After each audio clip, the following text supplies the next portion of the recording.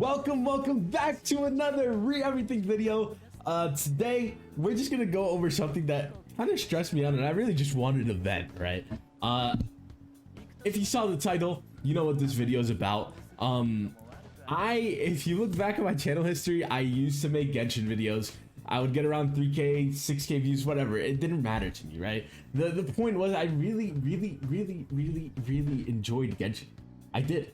At the beginning of the game, it was super fun seeing everybody's reactions to new characters, seeing everybody's reactions to the story events and the art, especially the art. The art looks fantastic, and people draw so well. It's so amazing to see these artists go crazy with these characters.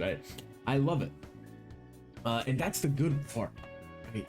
But there's a very big, loud percent of the Genshin community that is toxic in different ways, and I don't really see that in other gacha games as much, right? It might not be because I'm not entwined with their communities, but like for Dislike, for example, I don't see many, toxic people in Dislike. I don't really see a toxic part of Dislike yet, right? It could happen in the future, but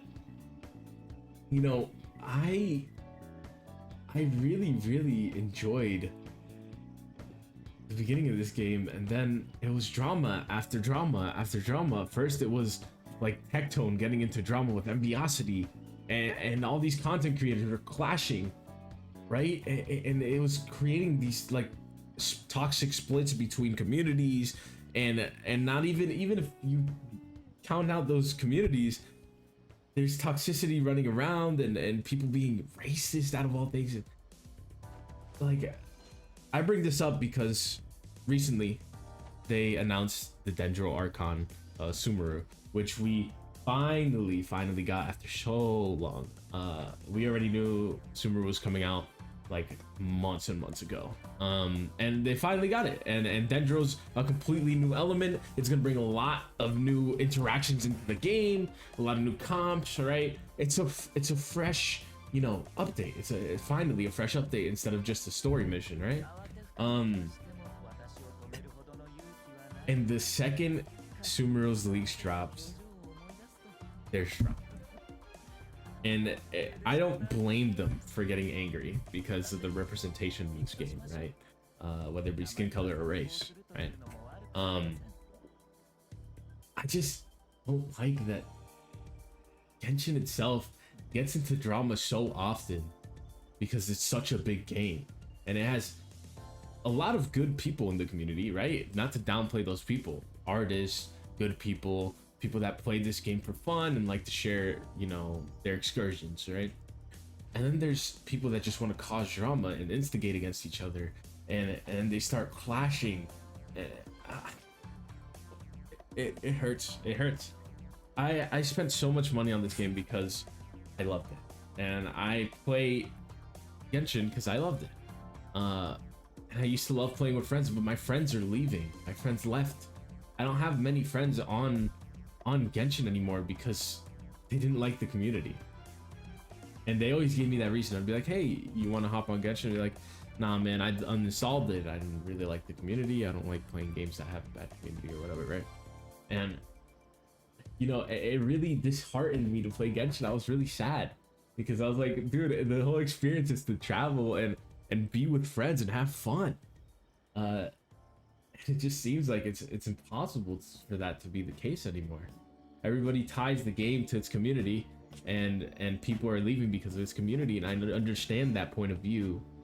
But for a game with so much potential and for so much success, I thought it was gonna be a lot smoother of a ride, but I guess not, right? And since that day, if you look here, I've literally played one day. I have battle pass level 0. I logged in one day just to check on my missions. I'm literally saving all these up as copium because I'm saying to myself, one day I'll get to finishing these. One day I will take a day or two to just do these missions, enjoy these missions, and I will, but that's not gonna make the community better, and it's not gonna make me better. I'm at a loss because, I can't play with friends, and I enjoyed it at the beginning.